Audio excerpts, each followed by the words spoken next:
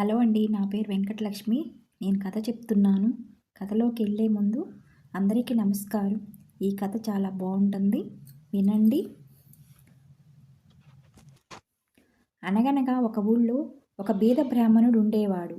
ఆయన ప్రతిరోజు పక్కనున్న పట్టణానికి ఎయ్యావారం ఎత్తుకోవడానికి పోతూ ఉండేవాడు.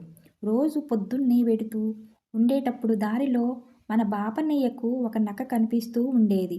బాపన్నయ్య ఆ నక్కను కూర్చోబెట్టి, ఈవేళ మంగళవారం, దశమి తిథి, శతభిష నక్షత్రం, పగల వర్జ్యము లేదు అని పంచాంగం తీసి నక్కకు చెప్పి మరీ పోతుండేవాడు. ఓ పిచ్చి బ్రాహ్మణుడా, నాకు పంచాంగం ఎందుకు? నేను నీకేమన్నా ఇచ్చేదాన్నా చేసేదాన్నా? అయినా నా రాజకార్యాలన్నీ చెడిపోతున్నాయి కనుకనా అని అంటూ వింటూ ఉండేది నక్క. నక్క బావా, నువ్వు నాకేం ఇవ్వనక్కర్లేదు, నీ దయ నా మీనుంటే చాలు అని వెళ్ళిపోతూ ఉండేవాడు బాపనయ్య. ఇలా రోజు నక్కకి పంచాంగం చెప్పనిదే వెళ్ళేవాడు కాదు. బ్రాహ్మణుని చూసినప్పుడల్లా ఈయనకేమి సాయం చేయలేకపోతున్నానే అని బాధపడుతూ ఉండేది నక్క. ఇలాగా చాలా రోజులు గడిచిపోయాయి. ఆ పట్టణాన్ని ఆసక్త భూపాలుడనే మహారాజు పాలిస్తూ ఉండేవాడు. ఆయన ఒక సామంతరాజును మోసపుచ్చి అతని కూతుర్ని ముసలితనములో మూడో పెళ్లి చేసుకున్నాడు. ఆ ముసలిరాజుతో కాపురం చేయటం ఇష్టం లేదు మన ముద్దుల రాణికి. అందుచేత రాజుగారికి తెలియకుండా తన ఆభరణాలు, కట్టుకునే బట్టలు అన్నీ తీసుకొని ఒకనాటి అర్ధరాత్రి వేళ తన కన్నవారింటి నుంచి వచ్చిన సాకలి సాయంతో రాణి పుట్టింటికి బయలుదేరింది. పట్టణం దాటి వచ్చేసారిద్దరు. ఊరి బయట పారుతుందో ఉప్పుటేరు. అర్ధరాత్రి అవటం చేత అక్కడ నావలేమీ లేవు. ముందుగా నగలు బట్టలు అన్నీ అవతల ఒడ్డుకు చేర్చి తర్వాత మిమ్మల్ని చేరుస్తాను అన్నాడు సాకలి. రాణి కూడా సరేనంది. సాకలికి బట్టలు, ముక్కుపుడకతో సహా ఆభరణాలు అన్నీ ఇచ్చింది రాణి. అవన్నీ తీసుకొని సురక్షితముగా ఏటి అవతల ఒడ్డుకి చేరుకున్నాడు సాకలి. ఇంకా ఆలోచన మొదలుపెట్టాడు. రాణిని నేను కన్నవారింటికి తీసుకెళ్ళినట్లు తెలిస్తే రాజు నన్ను చంపుతాడు. ఈవిడ్ని తీసుకెళ్లడం అంటే బుద్ధిపూర్వకంగా చావు కోరుకోవడమేనన్నమాట. ఇలా అనుకొని ఆభరణాలతోటి పరారయ్యాడు సాకలి. యువతల ఒడ్డు నుంచి కేకలు వెయ్య మొదలుపెట్టింది రాణి. జవాబు చెప్పడానికి వాడక్కడుంటేగా. చాకలి ఎంతసేపటికి రాకపోవటం, తను ఒక్కర్తే ఒంటరిగా ఉండటం, ఇంతలో తెల్లవారబోతూ ఉండటం, ఇవన్నీ రాణికి పిచ్చెత్తినట్లయి ఆలోచిస్తూ కూర్చుంది. ఇంతలో ఓ మాంసం ముక్క నోట కరుచుకొని ఆ దారే పోతుంది మన నక్క. తిన్నగా రాణి ఉన్న రేవు దగ్గరికొచ్చేసరికి ఏటిలో ఓ చేప ఎగరటం చూసింది నక్క. వెంటనే తన నోట్లో ఉన్న మాంసం ముక్క ఒడ్డున పారేసి ఏట్లో ఉన్న చేప కోసరం ఉరికింది. నక్క ఉరికేసరికి ఏట్లో చేప కాస్త దాటిపోయింది.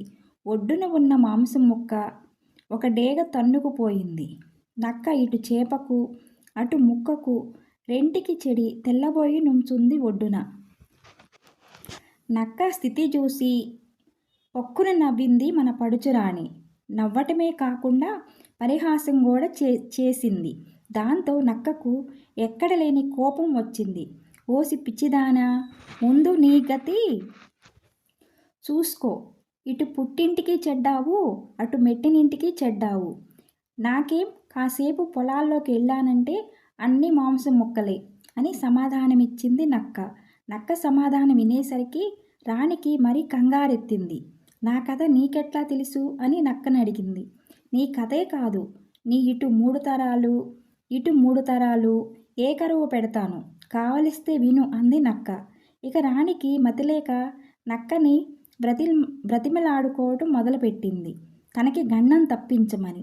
నక్క కాసేపు ఆలోచించి నాకో సాయం చేయాలి, అది చేస్తానంటే చెప్తానంది. ఓ, దానికే, నాకీ గండం తప్పించావంటే నీకు ఒంటి నిండా ముత్యాలు రత్నాలు కురిపించేస్తాను అన్నది రాణి. అప్పుడు ఉపాయశాలి అయిన ఆ నక్క ఈ విధంగా ఆలోచన చెప్పింది. నువ్వు ఏట్లో దిగి కూర్చొని జుట్టు ముడివిప్పి విరబోసుకో. పిచ్చి పిచ్చిగా కేకలు వేస్తూ ఉండు. నీ కేకలు విని పట్టణంలో వాళ్ళంతా ఇక్కడికి చేరతారు. నీ హడావిడి చూసి నీకు పిచ్చెత్తిందని గేట్లో పడి కొట్టుకుంటూ కేకలు పెడుతున్నావని పుకార్లు పుట్టిస్తారు. ఈ సంగతి రాజు చెవిని కూడా పడుతుంది. అప్పుడు ఆయన నిన్ను తీసుకెళ్ళి నీకు అనేక వైద్యాలు చేయిస్తాడు. ఎంతమంది వైద్యులు వచ్చినా నీవు మాత్రం రెచ్చిపోతూనే ఉండు. నేను శుక్రవారం పొద్దున్నే ఓ బ్రాహ్మణుణ్ణి పంపుతాను. ఆయన వచ్చి నీ చెవిలో నక్క పంపిన బ్రాహ్మణుణ్ణి అని ఊదుతాడు. అంతటితో నీ పిచ్చి తగ్గిపోయినట్లు నటించు. ఇదే నీవు నాకు చేయవలసిన సాయం. ఈ సాయం ఇప్పుడు చేస్తానని చెప్పి తర్వాత అలా చేయకపోయావో నిన్ను ఈ ఒక్క పట్టణమే కాదు ఎక్కడా తలెత్తుకు తిరగడానికి లేకుండా చేస్తాను. జాగ్రత్త, తెలిసిందా అని చెప్పి వెళ్ళిపోయింది నక్క. సరేనని రాణి జుట్టు విరబోసుకొని ఆ వేటిలో కొట్టుకుంటూ పిచ్చి కేకలు మొదలుపెట్టింది. తెల్లవారేసరికి ఈ వార్త ఆ నోట పాకి కోటకు చేరింది. రాజుగారి భార్యకి పిచ్చెత్తిందని ఏట్లో పడి కొట్టుకుంటుందని రాజుగారికి తెలిసి తన భార్యకి నిజంగా పిచ్చెత్తిందనుకొని 10 మంది దాసీలనిచ్చి మేనా పంపాడు. ఆ దాసీలు వచ్చి రాణికి బట్టలు కట్టి మేనాలో ఎక్కించి ఇంటికి చేర్చి గదిలో పెట్టి తాళం వేశారు. ఆ గదిలో ఉండి మేడంతా దద్దరిల్లేటట్లు అల్లరి చేస్తుంది రాణి. ఏలకు తిండి తినదు. పిచ్చి కేకలు ఇవన్నీ రాజుకు మరింత కంగారెత్తించాయి. ఎంతోమంది వైద్యులు వస్తున్నారు, చూస్తున్నారు. కానీ ఏం లాభం? వైద్యులని చూసిన కొద్దీ రెచ్చిపోయి వాళ్ళని కొట్టడం, తిట్టడం కూడా చేస్తుంది. ఇది చూసి వైద్యం చేయటానికి కూడా ఎవరు రావడం లేదు. ఇలా 4 రోజులు గడిచాయి. రాణి పిచ్చితో పాటు రాజుకి బెంగ కూడా ఎక్కువైంది. ఆనాడు శుక్రవారం. మామూలుగానే నక్కబావకు పంచాంగం చెప్పాడు బ్రాహ్మణుడు. నక్క రాణితో చెప్పిన రోజు అదే. ఓ బ్రాహ్మణుడా, నేను నీకేమి ఇవ్వకపోయినా నీ విధి నీవు నెరవేరుస్తున్నావు. మన పట్టణం రాణికి పిచ్చెత్తింది. నీవు వెళ్ళి ఆ పిచ్చి బాగు చెయ్యి.